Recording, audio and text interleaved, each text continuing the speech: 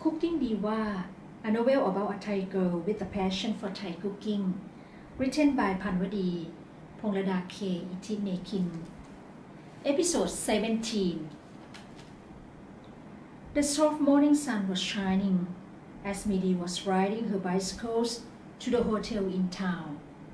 She arrived at the lobby on time and everyone was ready except Prapimara. When she showed up in a jumpsuit with a white jacket and 3-inch high-heel white boots, it was clear why she was late. Her heavy makeup face was covered with huge black sunglasses. Her curly golden brown hair was covered with a white fashion hat. She looked too beautiful to be taking a journey up to the mountain. Danuton looked at her and smiled. He dressed well prepared, in a blue shirt and jeans, with his black boots as usual. Chadisha wore a black jacket over a white t-shirt with black trousers and black sport shoes. He always possessed that smart and immaculate look. When they all were ready, the driver gave them a ride to Phu Luang, the jade of Isan, in Wangsapung, Leh province. A local guide led them in a walk up the mountain. It was approximately 16 kilometers to reach the top of Phu Luang. The atmosphere up there was cool, like those of high mountain plateau. The sun shone stronger in the late morning. Prabhimra held on to her red umbrella very tightly. All tourist attractions on the mountain were connected with walking paths. It started from Lon Mon, which was a rest area. After this stop, there would be wide forests, a gully, pine tree forests, and flowers fields and prairies all the way until Lon Sao Yang King. The trek continued to Lon Hin Na Kwan and then direct to Lan Hin Lon Tae. After eating sticky rice with roasted chicken as an easy lunch, they continued walking up to the top of the mountain. Prabhimra continually asked for a rest all the way. She had been drinking too much water and badly needed a stop. They decided to stop at a rest area. When Prabhimra finished her business, she refused to go further. Her excuses were that she was tired and her feet were hurting so badly from the tight boots she wore. She could hardly walk. Everyone understood her, as the boots were beautiful but not really something to wear on a walking trip up the mountain. It was neither the right time nor the right occasion. After they had decided not to go further, the local guide stepped away from the group to take a rest as well. Midi was feeling sympathetic to grandmother's wish to see the wild orchids, even though it would be just pictures. At her age, she would never have a chance to see the beautiful orchids up here unless someone helped her fulfill her wish. Midi then said with determination to everyone, "You all stay here. I will go take some pictures of wild orchids for Kunya. How can we let a girl like you go alone in the forest? I will go with you. Cousin, you can stay here with Prayer." Danuton told his cousin, "I'm the one who gave a promise to grandmother. I should be the one who helped her fulfill her wish. If I stay here, I cannot be of any help to Prabhimala. I'm not as familiar with this area as you are. It's better that you stay and take care of her." What Chadisha said made sense. Prabhimala also agreed with him, even though she did not want him to be alone with Midi. Besides, she did not want to stay with the chief culprit. But for her own safety, she could not refuse his suggestion. "How much farther is it?" He asked with his stern face as they both had walked quite a distance off. It is not too far, just approximately an hour walk.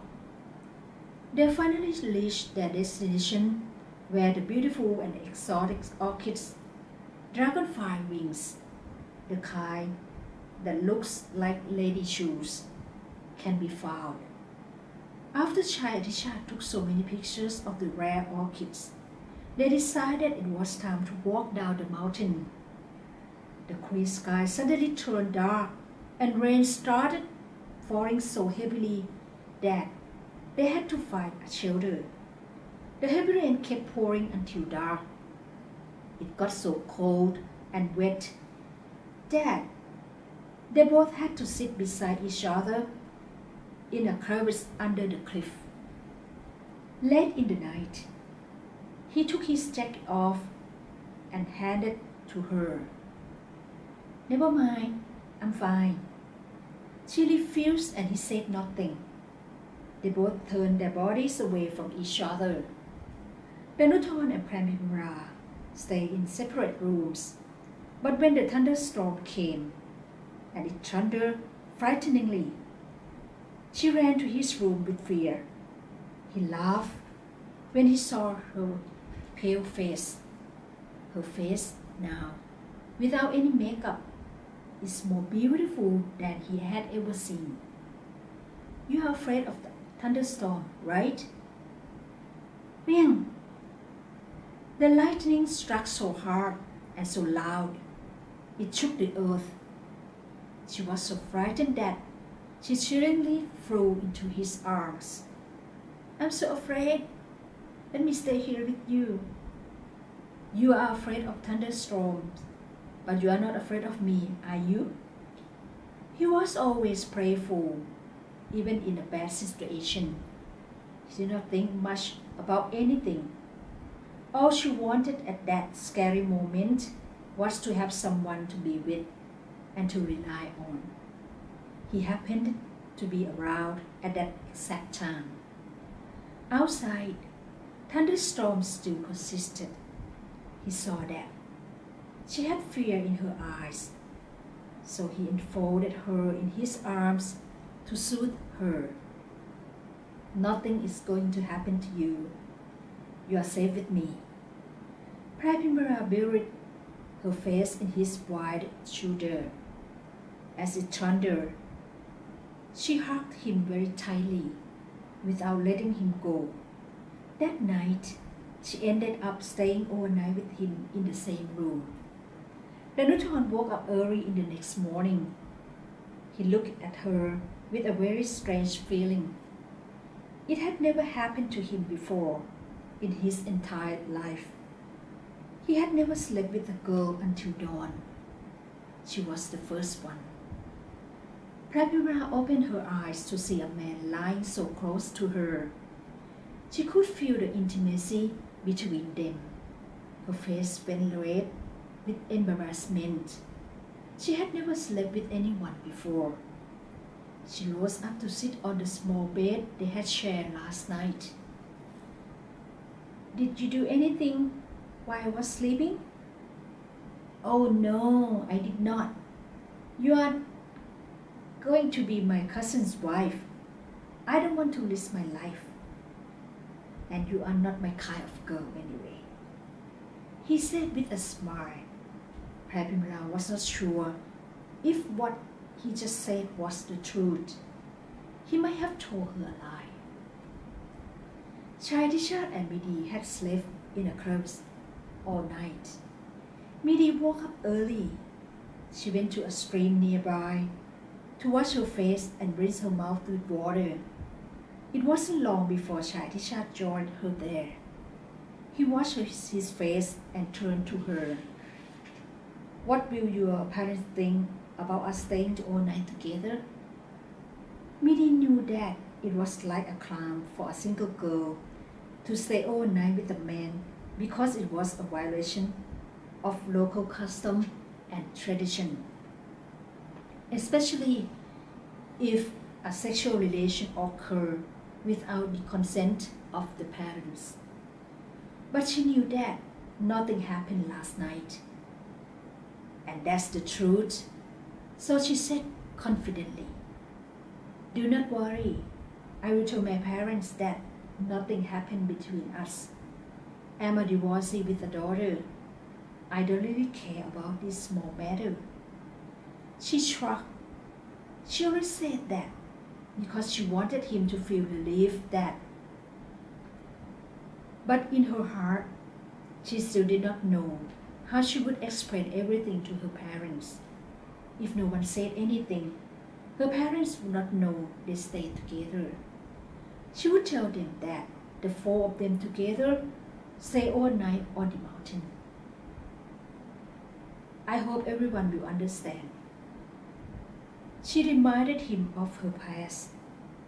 He exhaled before saying with a stern face. They walked back to the cliff. The sun was emerging from the clouds at the horizon in the east. They both stood still watching the sunrise with amazement. It was really incredible, the beauty of nature. The sunrise at the horizon on a beautiful clear sky. Birds were flying around. They sounded promiscuous from far away. Beautiful. Shadisha felt strange in his heart. The first time he really had laid eyes on her was when they witnessed the sunset together in Pattaya. But now they witnessed the sunrise together again. What a coincidence. That's right. Sunrise at Parung Arun, Dawn Creek. It is so beautiful. They stood there watching the sunrise together as if they were under a spell. Grandmother was resting in her room in the hotel.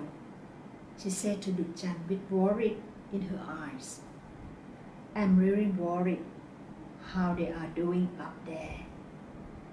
They are capable of taking care of themselves. Please do not worry about them. Kun Prayer and that girl went with them. Are you worried that the girl will make out with my grandson?" The old lady looked at Duchan suspiciously. Duchan avoided her look. "My grandsons are clever enough to not be falling into any girl's trap." "Yes, Kunya," Duchan said softly. She herself once tried to seduce Chai Atishad in his bedroom, but it did not work. He did not want to play her game. She had felt very embarrassed. Chai Atishad and Midi walked down the mountain to meet the Nuton and Prapimara at the rest area in Lon Mon. They were waiting in front of the cabin. Prapimara ran into Chai Atishad as soon as she saw him. She held his hand and suspiciously asked, "Last night it was raining so hard. Where were you? Why didn't you come here to stay the night with us? I can't believe a beauty like you can be so dumb. You also had to stay all night here with me." It was the Nuton who responded instead of Chai Atishad. Prabhimra looked pale, but she did not want to be a loser. "If I had not been afraid of thunders, I would not have stayed all night with you ever." The Nuton laughed very loudly. "You two are very childish. We should go back to the hotel. I'm so worried about Kunya." The Nuton's laughing face turned pale. He walked to Midi. They all went back to the hotel to see grandmother. Shadishat worried about his grandmother because he had been looking after her all the time, even at night, since she was out of the hospital. Last night, grandmother had to sleep in the same room with the Jan, in whom he had no trust.